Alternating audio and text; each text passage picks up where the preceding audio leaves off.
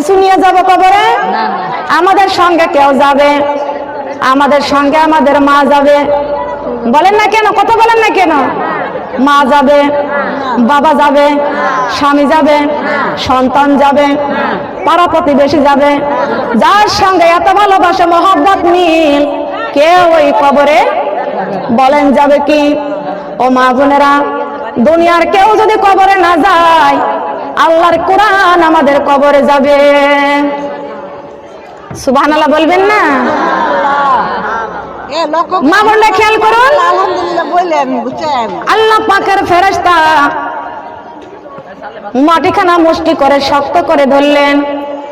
আমার আল্লাহ পাক রব্বুল আলামিন ডাক দিয়ে কয়, মাটি কান্দিস না, চুপ করে যা।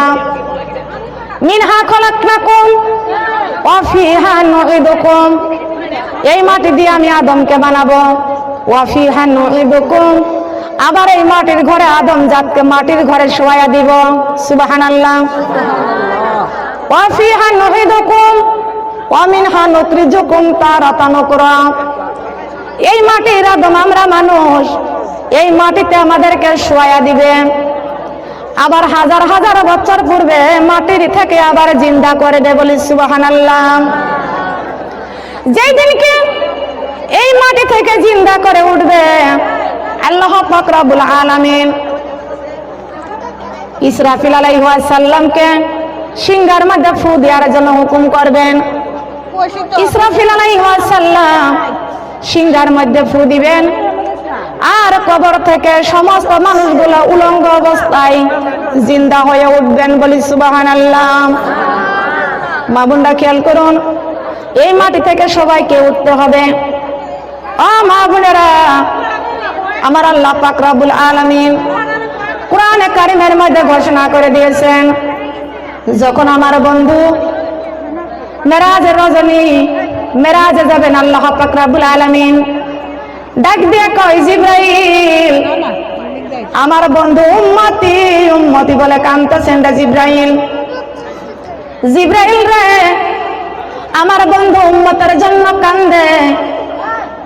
রব্বি হাবিলি উম্মতি, রব্বি হাবিলি উম্মতি। ওয়াল্লাহ, আমার উম্মতের উপায় কি? আমার উম্মতের উপায় কি? বলেন না, আমার নবী কান্দে কার জন্য? সবাই বলেন না, কান্দে কার জন্য?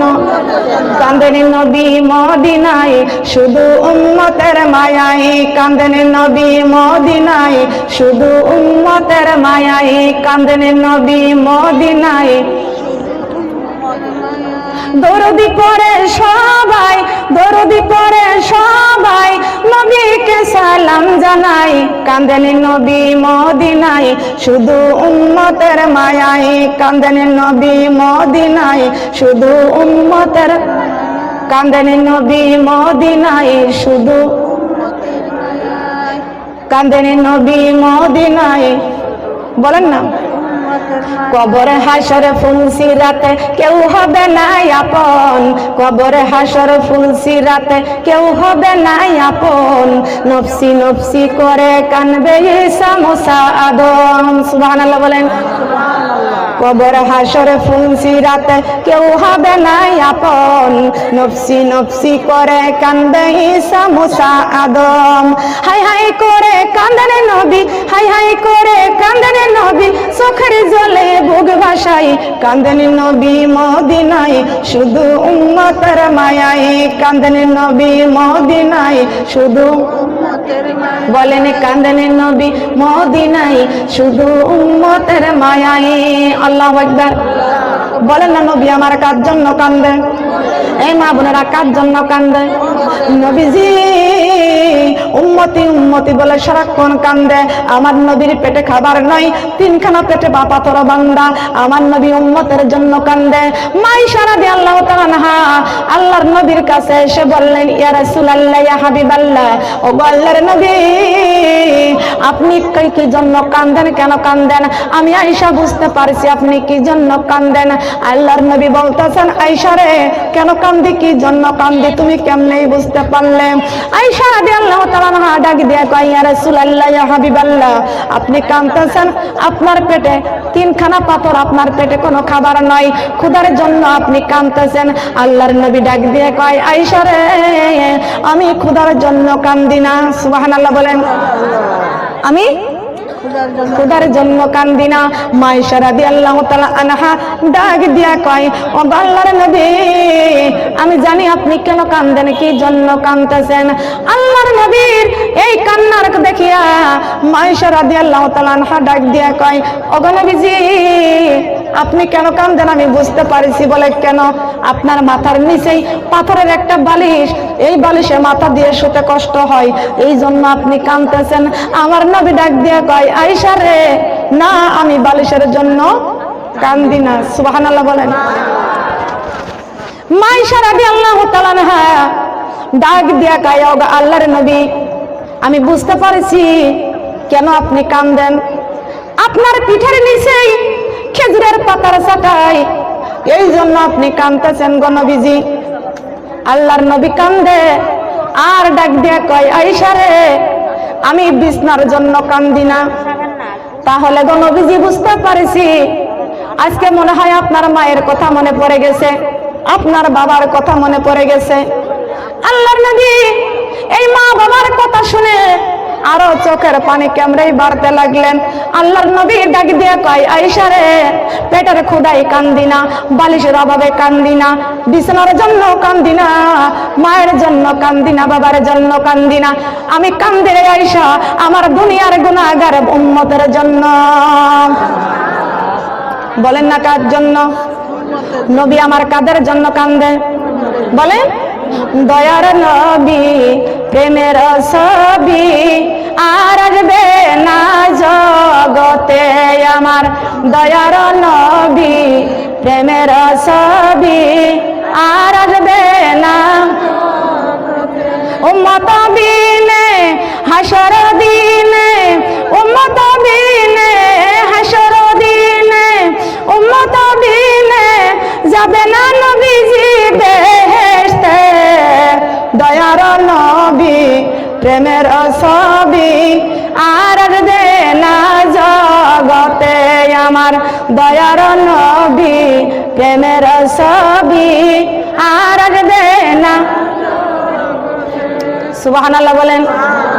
কার জন্য কান্দে নবীজি? উম্মতি, উম্মতি বলে আমার নবী কান্দেন। সুবহানাল্লাহ বলেন।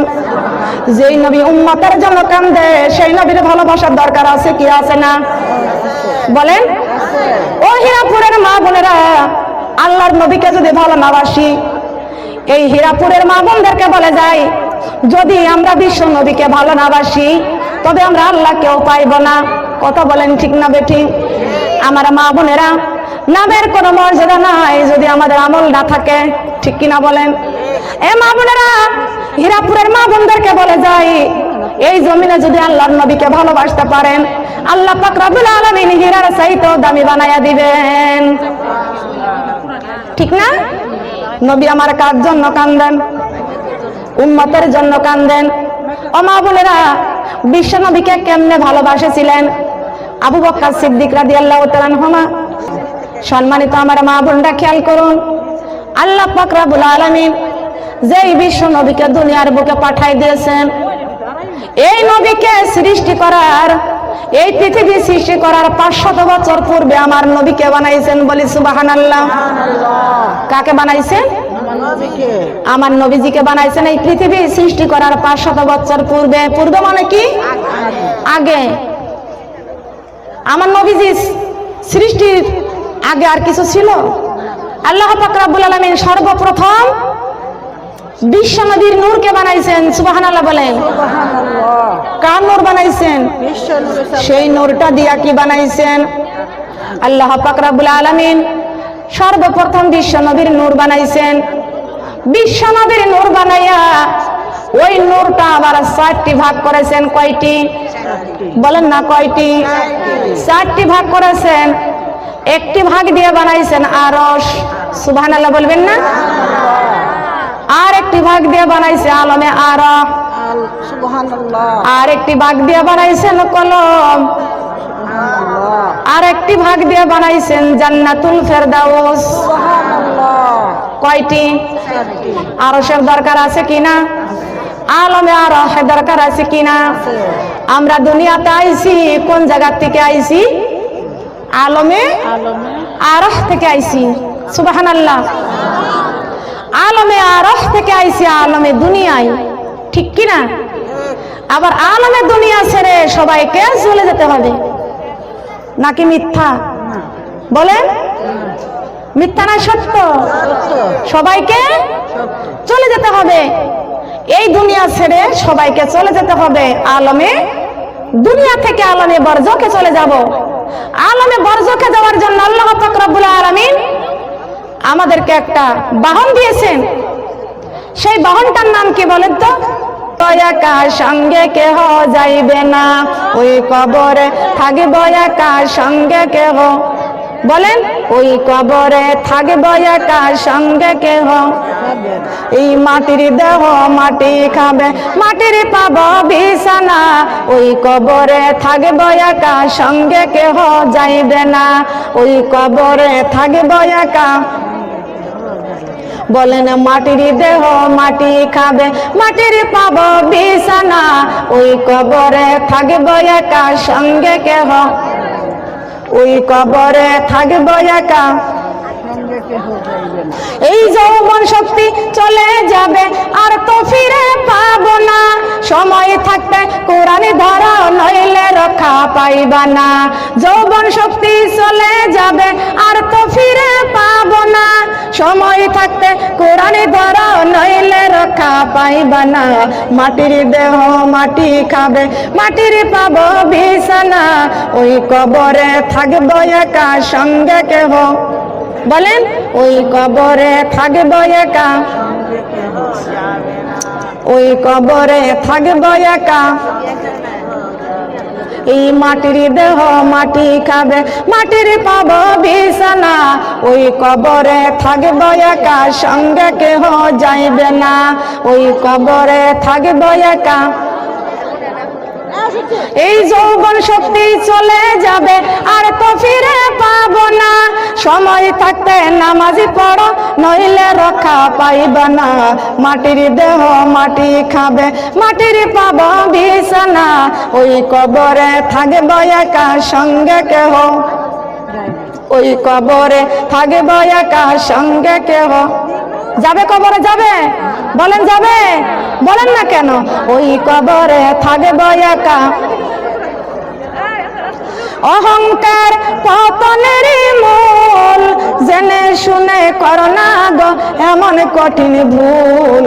এই যে কদিন পরে ছাড়তে হবে এই বাড়ি ঘর চিরকালের তরে রে, মাটির দেহ মাটি খাবে, মাটির পাব বিছানা, ওই কবরে থাকব একা সঙ্গে কেহ যাইবে না, ওই কবরে থাকব একা। এই মাটির দেহ মাটি খাবে, মাটির পাব বিছানা, ওই কবরে থাকব একা সঙ্গে কেহ। বলেন, ওই কবরে থাকব একা। বলেন, যাবে কি? কিছু নিয়ে যাবে কবরে? আমাদের সঙ্গে কেউ যাবে? আমাদের সঙ্গে আমাদের মা যাবে। বলেন না কেন? কথা বলেন না কেন? মা যাবে, বাবা যাবে, স্বামী যাবে, সন্তান যাবে, পাড়া প্রতিবেশী যাবে।